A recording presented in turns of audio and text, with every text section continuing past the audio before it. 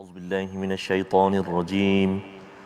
بسم الله الرحمن الرحيم. الحمد لله رب العالمين. الرحمن الرحيم. مالك يوم الدين. إياك نعبد وإياك نستعين. اهدنا الصراط المستقيم. صراط الذين أنعمت عليهم غير المغضوب عليهم ولا الضالين.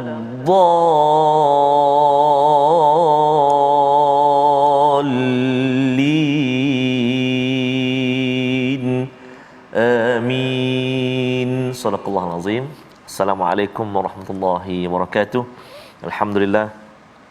Wassalatu wassalamu ala Rasulillah wa ala alihi wa sahbihi wa man walah wa ba'da. Alhamdulillah, bertemu lagi kita pastinya dalam My Quran Time.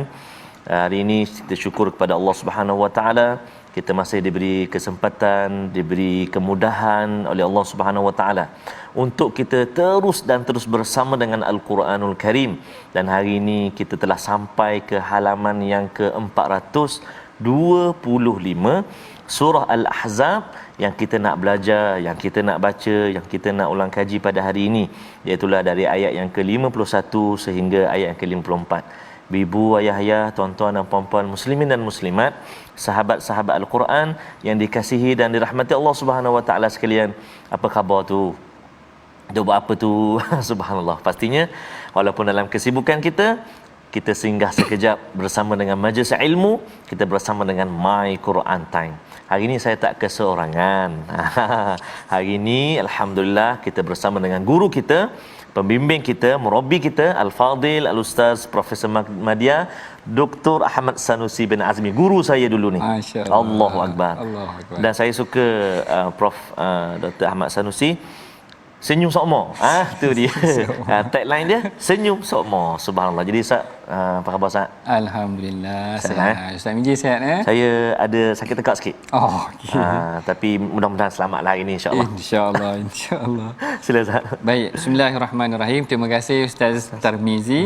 Alhamdulillahirabbil alamin wassalatu wassalamu ala asyrafil anbiya wal mursalin sayyidina Muhammadin wa ala alihi wa ashabihi ajma'in. Amma ba'd.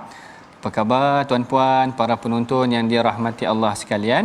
Bertemu lagi kita dalam perbicaraan kita ataupun perbincangan kita mengenai tentang ayat-ayat Allah. Yang ini adalah sesi yang sangat menarik kerana kita mengabadikan diri kita, kita mengikhlaskan diri kita untuk meneroka isi kandung ayat-ayat Al-Quran seperti mana yang telah diwahyukan kepada Rasulullah sallallahu alaihi wasallam. Dan sebelum kita mulakan perbincangan kita, mari sama-sama kita baca dahulu doa ringkas. Subhanakala ilma lana illa ma 'allamtana innaka antas samiul alim. Rabbi zidni ilma. Mudah-mudahan Allah Taala menambahkan kita ilmu pada hari ini insya-Allah. Sedikit perkongsian ataupun recap balik, ulangan balik. Kalau hari ini kita baca muka surat 425, halaman yang ke-425, halaman yang ke-424 sebenarnya kita membicarakan tentang wanita-wanita yang boleh dikahwini oleh Rasulullah. Nanti yang ni kita akan tengok bagaimana ada dalam kalangan mereka yang menghadiahkan diri mereka, menawarkan diri mereka untuk berkahwin dengan Rasulullah. Hari ini kita akan masuk ke halaman 425. Mari sama-sama kita saksikan dahulu sinopsis pengajian kita pada hari ini mengenai daripada ayat 51 hingga ayat yang ke-54, iaitu mengenai tentang wanita yang Allah halalkan mereka dinikahi oleh Nabi Muhammad sallallahu alaihi wasallam, iaitu pada ayat 51 52. Manakala yang keduanya adalah adab bertamu ke rumah Nabi. dan aturan hijab bagi isteri baginda Nabi sallallahu alaihi wasallam. Baik, menarik kat sini, tetapi seperti mana yang saya sebutkan tadi, perbincangan ini sebahagiannya melibatkan rumah tangga Nabi. Yang ni yang kita segan sikit nak bincang, kerana dia melibatkan rumah tangga Rasulullah. Nak cakap berkenaan tentang rumah tangga Rasulullah ni, kita kena hati-hatilah sikit.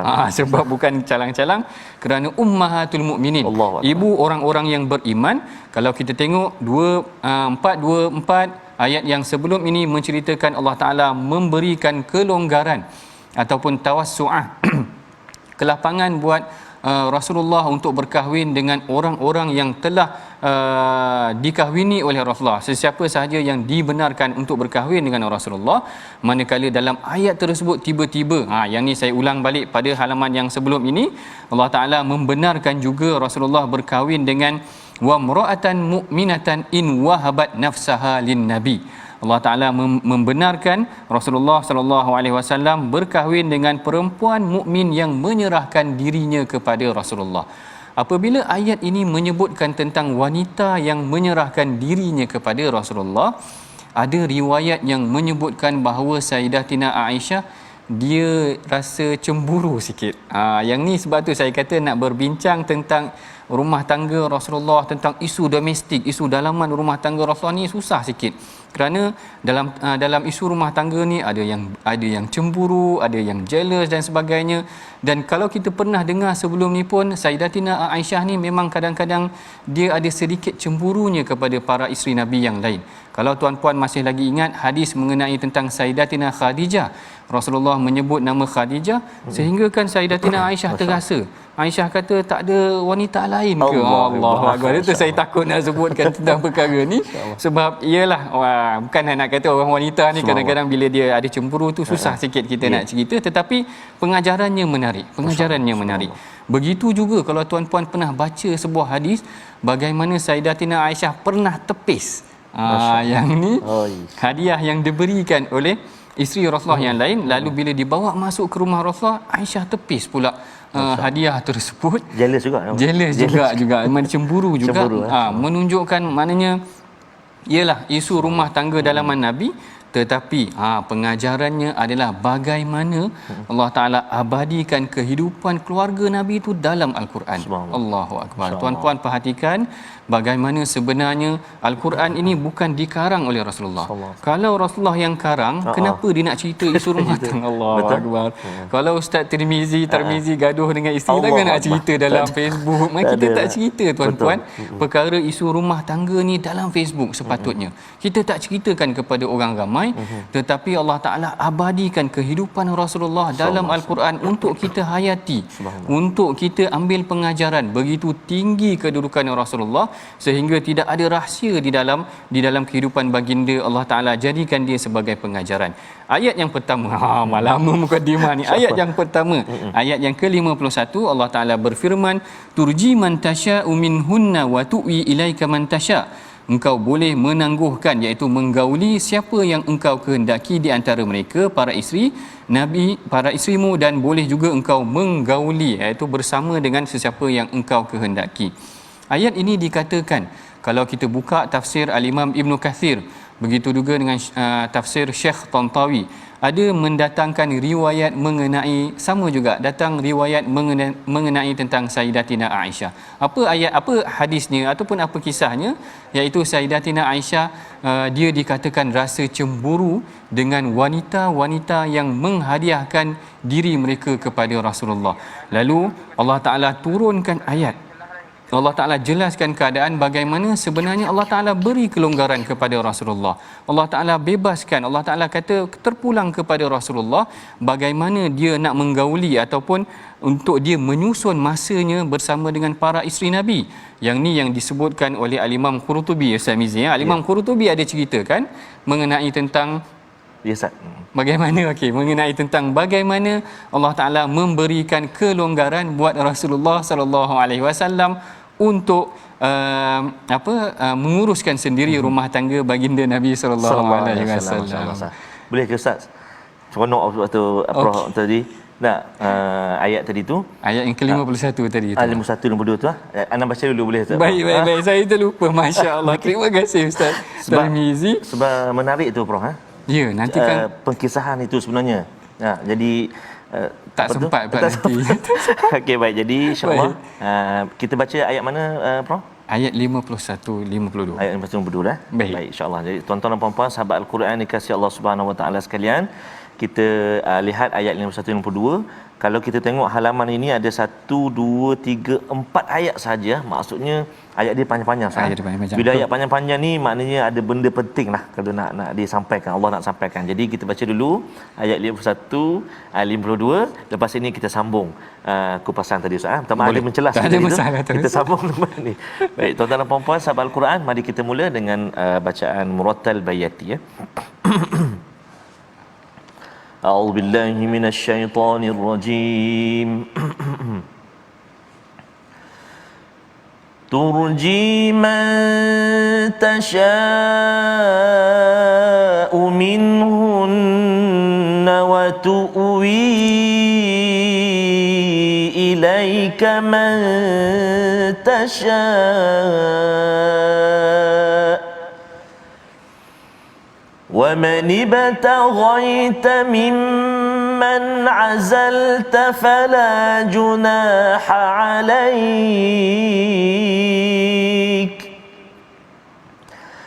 ذلك أدنى أن تقر أعينهن ولا يحزن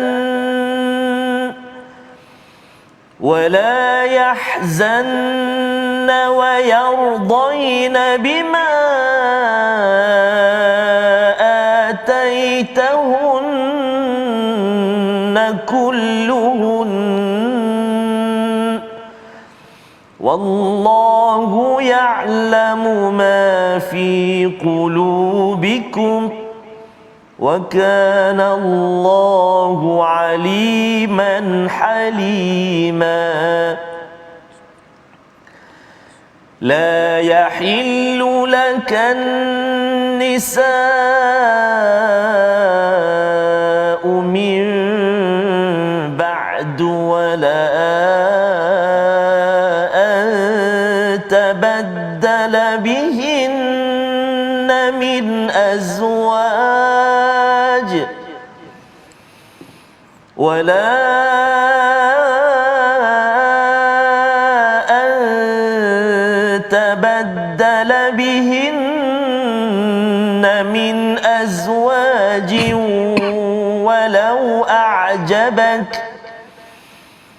ولو أعجبك حسنهن إلا ما ملكت يمينك ولو أعجبك حسنهن إلا ما ملكت يمينك وكان الله على كل شيء رقيبا وكان الله على كل شيء رقيبا صدق الله العظيم.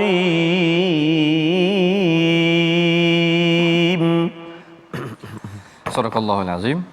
Demikianlah tadi bacaan ayat daripada 51 sampai ayat yang ke-52. Masya-Allah. Mungkin sebab nervous sikit Ustaz Tarmizi. Mungkin sebab nervous sikit.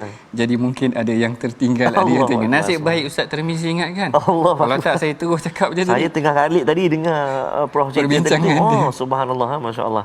Baik tuan-puan, ibu ayah yang dirahmati Allah sekalian, kita masuk semula dalam perbincangan ayat yang ke-51. Yang mana kita dah cerita dah tadi ayat kalau sebelum yang sebelum daripada ayat 51 ni, ayat 50, Allah Taala menceritakan mengenai tentang Allah Taala menceritakan tentang perempuan-perempuan yang dibenarkan oleh Rasulullah untuk Rasulullah berkahwin dengan mereka, sehinggalah ayat yang ke-51 ini Allah Taala memberikan kelonggaran kepada Rasulullah boleh berkahwin ataupun menggauli sesiapa yang dia kehendaki, dan Rasulullah boleh meninggalkan. Ayat itu maknanya menahan dahulu seketika wanita yang ingin digaulinya ni, iaitu di kalangan para isteri baginda Nabi. Menurut Al-Imam Qurtubi, sebenarnya ayat ini diberikan kelonggaran kepada Rasulullah untuk fokus ataupun untuk memberikan ruang buat Rasulullah memilih sesiapa ataupun menyusun jadual baginda sendiri. Kalau kita ikutkan kat sini, macam yang disebutkan oleh Al-Imam Qurtubi, Allah Ta'ala beri kelonggaran kepada Rasulullah untuk susun jadual baginda sendiri. Tetapi yang inilah yang Allah Ta'ala kata, turji man tasya'u minhunna wa tu'wi ilaika man tasya'. Engkau boleh menangguhkan, menggauli sesiapa yang engkau kehendaki, dan boleh pula engkau menggauli sesiapa yang engkau kehendaki. Engkau boleh pergi kepada yang kau nak, kau boleh tangguhkan dahulu seketika, seakan-akan Rasulullah menyusun, diberikan oleh Allah Ta'ala peluang ataupun ruang untuk menyusun jadualnya sendiri. Tetapi tuan-puan kena faham bagaimana Rasulullah sallallahu alaihi wasallam ni seorang lelaki yang ataupun suami yang sangat adil sebenarnya. Perkara ni apabila dihuraikan oleh Al-Imam Syekh Tantawi, dia kata sebenarnya Rasulullah ni walaupun diberikan ruang untuk memberikan masanya kepada sesiapa yang dia kehendaki, tetapi baginda sangat menjaga maknanya dari aspek keadilan tu supaya tidak memberikan ataupun menyebabkan berlakunya kezaliman di antara isteri mereka. Yang ni yang kalau kita tengok bagaimana sebenarnya Al-Imam ataupun Syekh Tantawi ada menceritakan bagaimana Rasulullah sangat menjaga masa-masa di antara mereka ini semua agar mereka tidak maknanya terasa dizalimi itu tadi. Yang ni yang sebenarnya perlu kita pelajari. Maknanya kalau Ustaz Tarmizi ada lebih daripada seorang isteri, Masya-Allah. Ada lebih daripada seorang isteri, maknanya kena pandai menyusun masa tu. Ada ke Ustaz Tarmizi? Belum lagi. Belum lagi ya. Maknanya kat sini Allah Taala nak menceritakan bagaimana masa tu perlu diberikan dengan penuh keadilan ataupun dengan pembahagian masa yang betul-betul tidak menzalimi yang lain. Baik. Kemudian dalam ayat yang ke-52 Allah Taala meringkaskan ataupun Allah Taala memberikan ganjaran ataupun jaminan kepada Rasulullah sallallahu alaihi wasallam bagaimana sebenarnya la yahillu lakan nisa'u min ba'du wala anta baddala bihinna min azwajin. Yang ni menarik sebenarnya Ustaz Tirmizi. Apa Allah Taala kata, tidak halal bagimu Muhammad menikahi perempuan-perempuan lain setelah itu, dan tidak boleh pula menggantikan mereka dengan isteri-isteri lain. Maknanya tadi Allah Ta'ala beri kelonggaran kepada Rasulullah. Engkau boleh pilih yang mana, tapi di kalangan yang 9 ini sahaja. Yang ini adalah jaminan yang Allah Ta'ala berikan kepada para isteri Nabi. Kalau tadi mereka bimbang, macam mana ni Allah Ta'ala kata pada Rasulullah, kau boleh susun jadual kau sendiri, nanti takut tak kena pula jadual dekat aku. Tetapi Allah Ta'ala kata la yahillu lakan nisa'u min ba'du wala anta baddala bihinna min azwajin walau a'jabaka husnuhunna. Tidak boleh, tidak halal bagimu wahai Muhammad menikahi perempuan-perempuan yang lain setelah itu, dan tidak boleh pula mengganti mereka dengan isteri-isteri lain.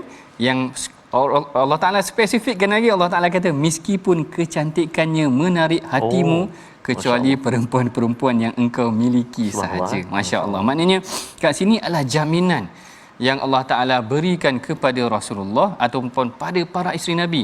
Maknanya tadi kalau Allah Ta'ala dah beri kelonggaran, tetapi Allah Ta'ala tarik sikit, lepas ni dah tak boleh. Dah yang 9 ini seperti mana yang disebutkan oleh Al-Imam Ibn Kathir, dia kata 5 daripada mereka adalah wanita Quraisy, iaitu Sayyidatina Hafsah, Sayyidatina Aisyah, Ummu Habibah, Saudah dan Ummu Salamah. Yang 4 lagi yang bukan Quraisy, iaitu Safiyah, Maimunah, Zainab dan juga Juwairiyah bin Al-Harith. Jadi inilah 9 yang Rasulullah tidak lagi mengembangkan ataupun tidak lagi memberikan ruang-ruang ataupun tidak diberikan ruang untuk menambah lagi setelah daripada turunnya ayat ini. Setelah daripada turunnya ayat ini, boleh Ustaz Tirmizi mungkin ulang balik ayat yang ke-52 untuk kita ambil part yang last waqa'an Allah tu, nanti kita nak cerita sikit mengenai tentang perkara tersebut. Terima kasih kepada Ustaz Prof Nadia Dr. Ahmad Sanusi. Tuan-tuan dan puan-puan dibayar dikasihi Allah Subhanahu taala.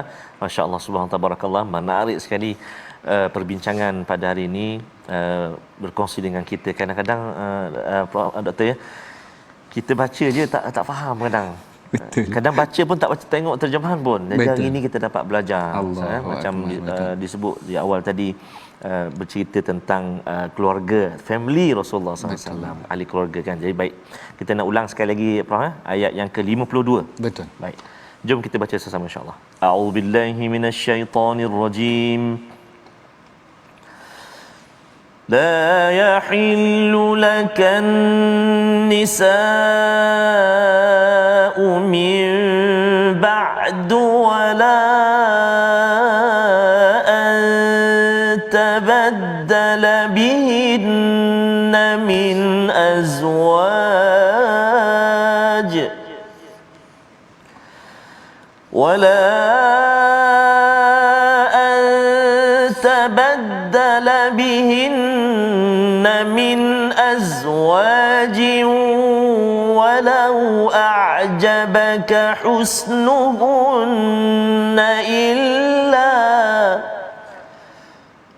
ولو أعجبك حسنهن إلا ما ملكت يمينك وكان الله على كل شيء رقيبا صدق الله العظيم. Sadaqallahul Azim. Baik, kita tengok dalam dua penutup ayat yang Allah Ta'ala berikan kepada ayat yang ke-51 dan ke-52.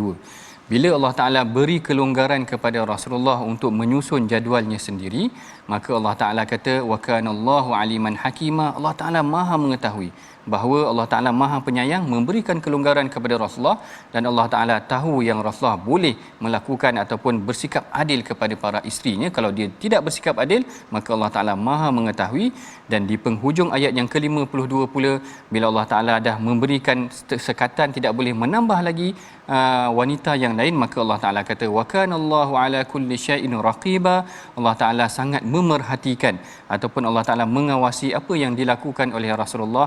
Kita berhenti rehat dahulu seketika, kita akan teruskan lagi perbincangan kita selepas daripada ini. Tapi sebelum tu tuan-puan, mari kita sama-sama bincangkan sedikit perkataan perbincangan kita, perkataan pilihan kita pada hari ini, iaitu haluma.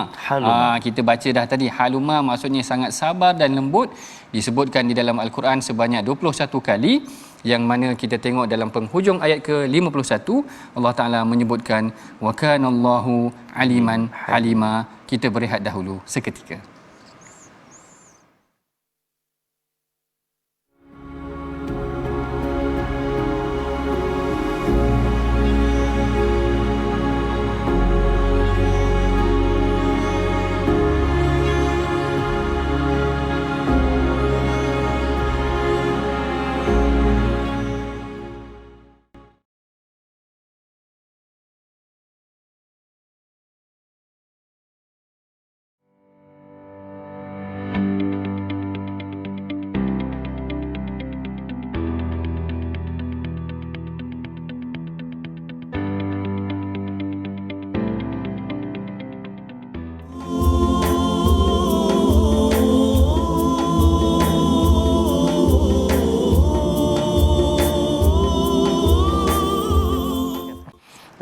Berkenaan dengan istilah kita pun banyak cerita tadi. Ustaz Tarmizi nak tarik ni. Oh, nanti dulu. Itu lepas ni insya-Allah. Kan, jadi itu antaranya Ustaz, penyejuk mata, dan kita pun selalu doa sebenarnya Prof ya. Betul. Dalam kita jadi makmum, kadang-kadang jadi imam kita baca doa kan, Rabbana hab lana min azwajina wa dhurriyyatina qurrata a'yun waj'alna lil muttaqina imama. Doa ni kata silap dalam surah Al-Furqan, kata silap. Boleh sahabat-sahabat tuan-tuan boleh cari nanti dalam surah Al-Furqan. Dan kita telah baca tadi Al-Fadhil Ustaz Prof Dr. Ahmad Sanusi ayat 51-52 kan? Betul. Kita dah baca, dan kalau tuan-tuan dan puan-puan ibu ayah perhatikan, banyak ayat-ayat dalam ataupun kalimah-kalimah dalam dua ayat ini, dia ada ataupun halaman kita ni dia ada banyak hun, dia ada sabdu. Betul. Jadi kalau kita nak wakaf tu kena hati-hati kan. Contohnya ayat 51, kulluhun. Jadi kita kena berhenti tu, kena ada dengung dia dua harakat. Itu sikitlah perkongsian sebelum kita nak lihat perkongsian tajwid pada hari ini. Kita nak melihat apakah yang kita nak share, nak kongsikan, iaitu ulang kaji ayat ataupun kalimah pilihan kita, iaitulah dalam ayat yang ke-53 halaman yang kita belajar pada hari ini, ayat yang ke-53 yang kita nak baca sekejap lagi. Kita tengok dulu kalimah dia, a'udzubillahi minasyaitonirrajim. Wala musta'nisina lihadith. Sekali lagi. Wala musta'nisina lihadith. Apa dia? Jelaskan huruf-huruf hamas. Jelaskan huruf-huruf ada sifat hamas. Wala musta'nisi kan. Jaga. Jangan kita tertukar jadi jadi shin pula. Ada tafashi, bukan. Yang ni hamas. Satu. Kemudian itu yang sin yang sukun. Kan? Lepas tu ada huruf tha yang di akhir kalimah tu, li hadith. Jadi itu kalimah ataupun ayat pilihan kita untuk perkusuhan tajwid berkenaan dengan sifat hamas. Wallahu alam. Selamat mencuba, insya-Allah. Masya-Allah. Baik, kita dah pun mempelajari sedikit tadi pengajian ataupun kaedah bacaan Al-Quran. Betul. Bagi kita memperbaiki bacaan kita, dan itu adalah salah satu yang sebenarnya dituntut juga oleh Rasulullah sallallahu alaihi wasallam. Baik, kalau kita tengok pula ayat yang dibacakan tadi oleh Ustaz Tirmizi, dia ada juga berkaitan tentang apa yang kita bincangkan pada hari ini. Tapi sebelum kita masuk kepada perbincangan ayat yang ke-53 ni nanti, saya kira elok kita bacakan dahulu. Kerana nanti kalau saya dah bincang Ustaz Tirmizi nanti tak sempat bila nak baca. Jadi boleh mulakan dahulu. Baik, insya-Allah. Terima kasih al-Fadhil Ustaz Prof Nadia Dr. Ahmad Sanusi. Tuan-tuan dan puan-puan, ibu-ibu, ayah-ayah, muslimin dan muslimat yang dikasihi oleh Allah Subhanahu Wa Taala sekalian. Sebelum kita baca sambungan ayat 53, 54, sikit saya tambah sikit dalam sifat hamas tadi. Maksud dia menyembunyikan ataupun membunyikan huruf yang berdesis atau berdesi kan, hamas tu kan. Tu dan nafas kita terlepas bila kita sebut. Dia tak tertahan nafas kita. Itu kan, contohlah sikit tu. Dan huruf dia kan, huruf dia ada 10. Fahassahu syakhsun sakat. Fahathahu syakhsun sakat. Itu antara dia punya susunan key dia lah, ataupun susunan huruf-huruf dia. Ada 10 huruf. Yang kita belajar tadi 2 huruf, sin dan juga tha. Lagi 8 kita cari lepas ni, insya-Allah. Tuan-tuan, ibu-ibu, ayah-ayah boleh cari, insya-Allah. Kita sambung 2 ayat lagi, 53, 54. Tadi kita dah baca dengan bacaan Bayati, Prof ya. Kita cuba pula yang kali kedua ini dengan bacaan Murattal Hijaz, insya-Allah. Jom kita baca sama-sama, insya-Allah. A'udzubillahi minasyaitonirrajim. Ya ayyuhalladzina amanu la tadkhulu buyutan nabiyyi إلا أن يؤذن لكم إلى طعام غير ناظرين إناه ولكن إذا دعيتم فادخلوا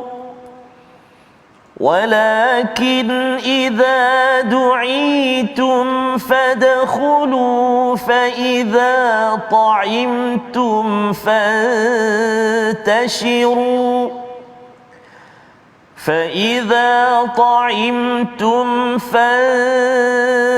فانتشروا ولا مستأنسين لحديث إن ذلكم كان يؤذي النبي فيستحيي منكم والله لا يستحيي من الحق وإذا سألتموهن متاعا فاسألوهن من وراء حجاب فاسألوهن من وراء حجاب ذلكم أطهر لقلوبكم وقلوبهن وما كان لكم أن تؤذوا رسول الله ولا أن تنكحوا أزواجه ولا أن تنكحوا أزواجه من بعده أبدا إن ذلكم كان عند الله عظيما إن تبدوا شيئا أو تخفوه فإن الله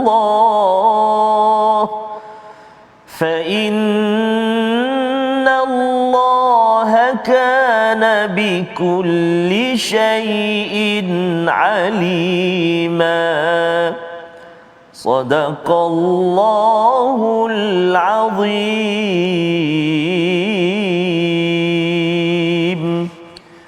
Sadaqallahul Azim. Begitulah tadi bacaan daripada ayat 53 dan ayat yang ke-54. Dan kalau kita tengok bagaimana Allah Ta'ala mendidik orang yang beriman. Kali ini kalau kita tengok ayat 51 dan ayat yang ke-52, Allah Ta'ala mendidik urusan dalam rumah tangga Nabi. Tetapi ayat 53 dan 54, Allah Ta'ala mendidik orang yang berada di sekeliling rumah tangga Nabi, iaitu orang-orang yang beriman yang datang hendak masuk ke rumah Nabi. Baik, mari kita tengok dahulu terjemahan dia. Allah Ta'ala berfirman, wahai orang-orang yang beriman, janganlah kamu masuk ke rumah Nabi kecuali jika kamu diizinkan untuk makan tanpa menunggu waktu masaknya makanan. Pertama, minta izin sebelum masuk untuk makan tu tadi. Yang kedua, jika kamu dipanggil maka masuklah, dan apabila kamu selesai makan maka keluarlah. Maknanya tidak boleh mengganggu lama urusan dalam rumah Nabi itu sendiri. Dan yang ketiganya, sesungguhnya janganlah kamu memanjangkan percakapan, terlalu sembang lama sangat dalam rumah tersebut sehingga mengganggu tuan rumah. Yang keempat, apabila kamu meminta sesuatu keperluan daripada isteri Nabi, maka mintalah daripada belakang tabir. Dan yang kelima, janganlah kamu menyakiti hati Nabi, iaitu kamu tidak boleh menikahi para isteri Nabi setelah meninggalnya Rasulullah sallallahu alaihi wasallam. Jadi sebenarnya kat sini cantik. Kalau ayat sebelum tu Allah Taala mendidik, memberikan pendidikan dalam rumah tangga Nabi kepada para isteri Nabi, manakala ayat yang seterusnya sebenarnya Allah Taala menceritakan kepada orang beriman tentang adab-adab apabila nak datang masuk ke rumah tangga Nabi. Dan kalau kita perhatikan sebenarnya ada beberapa ulama dia sebenarnya dia menceritakan, memberikan asbabun nuzul, iaitu sebab penurunan ayat tersebut. Kalau ikutkan Al-Imam Ibn Ashur, dia menceritakan kisah yang pertama dahulu. Kisah yang pertama sebenarnya berlaku ketika Rasulullah sallallahu alaihi wasallam bernikah dengan Zainab bintu Jahsy. Lalu Rasulullah sana'a lahum ta'aman. Rasulullah buat makanan, panggil orang datang ramai makan ke rumah Nabi sallallahu alaihi wasallam. Tetapi mereka bila dah datang mereka bersembang-sembang. Yang ni yang kita bacakan tadi, fa iza ta'imtum fantashiru wala musta'nisina li hadis. Kerana bila mereka sembang lama tu macam tak nak balik pula. Macam tak nak balik pula. Ini yang dikatakan Allah Taala menegur para sahabat. Dia bersembang-sembang sehingga kan Rasulullah sendiri bangun. Rasulullah bangun dan Rasulullah keluar, barulah orang lain bangun. Allahu akbar. Ini dikatakan maknanya kisah ni menarik. Maknanya Allah Taala tegur para sahabat, kalau dah duduk rumah orang. Yang ni sebenarnya juga pengajaran buat kita juga. Kalau dah duduk rumah orang, janganlah sembang macam kedai mamak. Kedai mamak kesian dekat tuan rumah. Betul. Tuan rumah tu isteri dia dah penat masak dan sebagainya. Kita pula sembang macam kedai mamak, boleh order pula. Tambah satu lagi. Jangan macam tu tuan-puan. Kita tengok satu persatu. Yang ni ayat yang pertama ataupun kisah yang pertama yang menjadi punca penurunan ayat tersebut apabila ada dalam kalangan para sahabat yang duduk bersembang di rumah Nabi sehingga mereka tidak keluar, sehingga kan Nabi sendiri terpaksa berdiri. Dia orang tak faham lagi, lalu Rasulullah keluar, barulah bangun beberapa orang. Dan itu pun dalam riwayat menceritakan bagaimana masih lagi ada sebahagian sahabat yang tinggal bersembang di rumah Nabi. Allah Taala tegur sikap mereka. Allah Taala kata, fa idza ta'imtum fadkhulu fa idza ta'imtum fantashiru wala musta'nisina li hadis. Itu yang pertama, sebab penurunan ayat ini seperti mana yang disebutkan oleh Al-Imam Ibn Ashur. Manakala sebab yang kedua adalah seperti mana yang diceritakan sendiri oleh ataupun diriwayatkan daripada Saidina Umar, yang mana Saidina Umar dia berkata kepada Rasulullah, ya Rasulullah, yadkhulu alaikal birru au baru wal fajir. Dia kata kepada Rasulullah, wahai Rasulullah, yang masuk ke rumah engkau ni ada orang yang baik, ada orang yang tidak baik. Ada orang yang mungkin orang Islam betul-betul beriman, tetapi mungkin ada golongan munafik yang dengki terhadap rumah tangga Nabi SAW.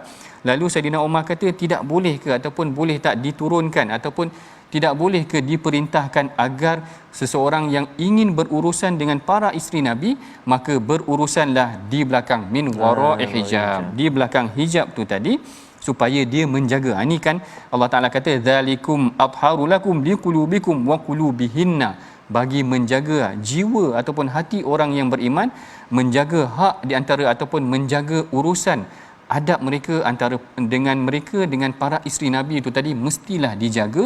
Lalu Allah Taala turunkan juga ayat yang menceritakan tentang ayat hijab ini, iaitu ada perantaraan ataupun tabir tadi yang memberikan penghalang antara mereka berdua. Urusan itu tidaklah dilakukan secara sewenang-wenangnya. Jadi kalau kita tengok dekat sini ada dua kisah yang menarik. Kisah yang pertama, bagaimana para sahabat duduk lama di rumah Nabi sampai tak nak balik. Yang keduanya adalah Saidina Umar perasan. Ini bagusnya Saidina Umar. Sebab itulah dalam sebuah hadis yang sahih, Saidina Umar sendiri kata, wafaqtu rabbi fi thalas. Aku punya pandangan ni bertepatan dengan apa yang Allah Taala turunkan wahyu dalam 3 perkara. Yang pertama mengenai tentang ayat hijab. Yang kedua mengenai tentang asra, iaitu ayat Badar kan. Maknanya tawanan Badar tu Saidina Umar perintahkan ataupun pandangan dia adalah dihapuskan sahaja kerana Saidina Abu Bakar nak dimaafkan.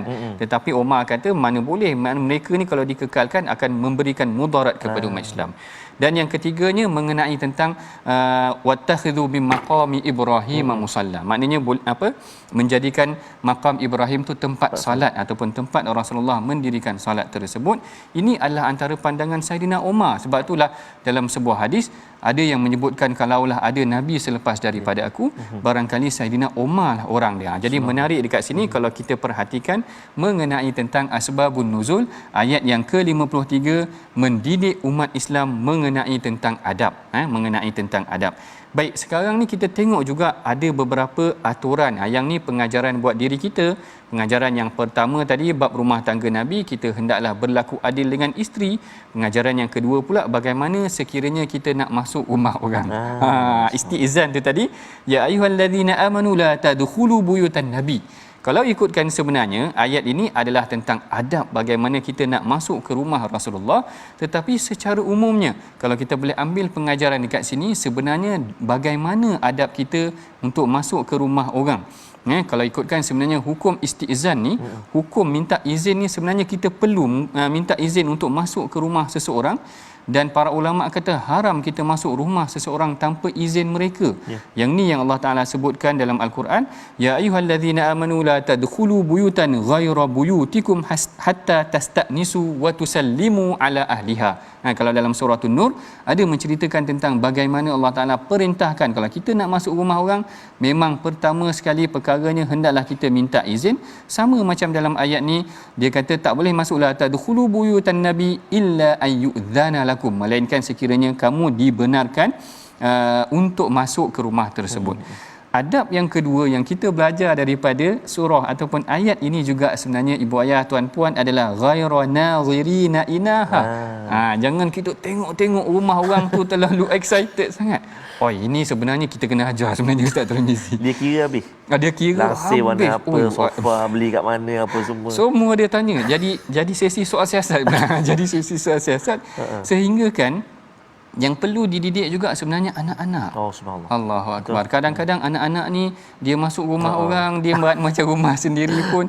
Yang ni sebenarnya pengajaran yang menarik kita belajar. Allah Taala kata ghayra nazirina inaha. Kalau ikutkan memanglah dia katakan kamu jangan kamu melihat ataupun tanpa kamu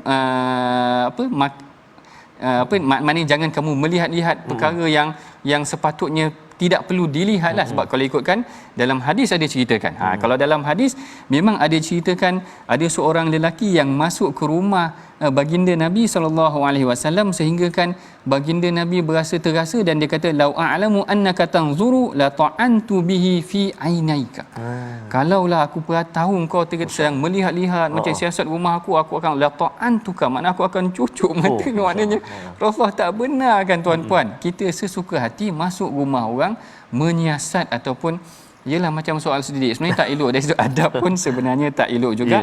Tentang bagaimana kita masuk rumah orang ghairu nazirina inahahu tanpa kita memanjangkan penglihatan kita melihat perkara-perkara yang sepatutnya tidak perlu. Yang ketiga, ada juga diajar dalam hadis mengenai tentang bagaimana kalau nak datang rumah orang, sebenarnya kedudukan kita minta izin tu pun Rasulullah ajar. Maknanya tak boleh kita berdiri depan pintu memang assalamualaikum tengah nak tengok pintu. Maknanya jangan sampai orang tu mungkin isterinya tidak bersedia lagi. Jadi yang ni memang diajar dalam hadis. Rasulullah kata apabila datang seorang lelaki, dalam hadis ada menceritakan dia berdiri di hadapan rumah Nabi sehingga Rasulullah betulkan kedudukan beliau. Dia kata kalau engkau nak duduk minta izin, maka minta izinlah sengit sedikit supaya tidak nampak basar pandangan kamu tu menghadap ke rumah, kerana itulah tujuan istizan. Rasulullah kata itulah tujuan minta izin, kerana kita nak menjaga pandangan kita daripada melihat perkara-perkara yang tidak sepatutnya. Masya-Allah.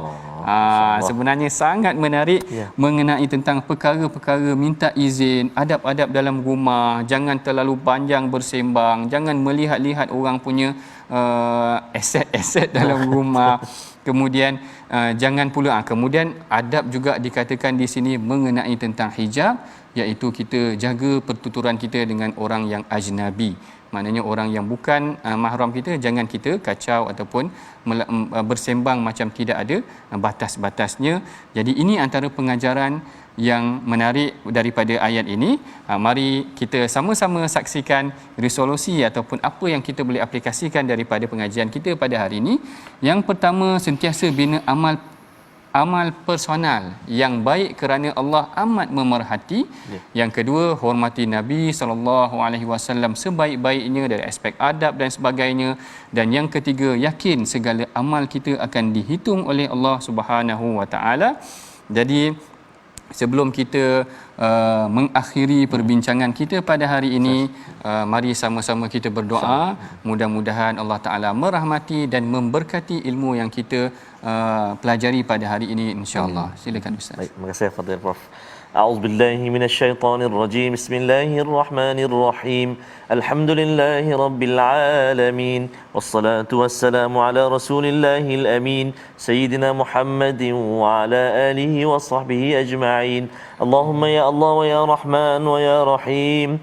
Ampunilah dosa-dosa kami ya Allah. Ampunilah dosa-dosa mak ayah kami, mak ayah mertua kami, muslimin dan muslimat, mukminin dan mukminat bi rahmatik ya Arhamar Rahimin. Ya Allah ya Rahman wa ya Rahim, jadikan isteri kami, anak-anak kami, zuriat keturunan kami, penyejuk mata memandang buat kami ya Allah, dan juga menjadi imam bagi orang-orang yang bertakwa ya Arhamar Rahimin. Allahumma inna na'udzubika minal barasi wal junun wal judham wa min sayyi'il asqam. Wa sallallahu ala sayyidina Muhammad wa ala alihi wa sahbihi wa baraka wa sallam. Walhamdulillahi rabbil alamin. Taqabbalallahu minkum wa minna taqabbal. Alhamdulillah, selesailah tadi pengajian kita daripada ayat 51 hingga ke ayat ke-54. Ya. Insya-Allah kita akan teruskan lagi pengajian dalam sesi akan datang. Dan sebelum tu mari sama-sama kita sedikit memberikan sumbangan kepada tabung gerakan Al-Quran. Yang mana dengan tabung gerakan Al-Quran ini kita memperkasa program-program pengajian Al-Quran kita. Mudah-mudahan program-program ini dapat memberikan manfaat dan menghidupkan masyarakat yang harmoni. Kita bertemu lagi dalam sesi akan datang. Assalamualaikum warahmatullahi wabarakatuh.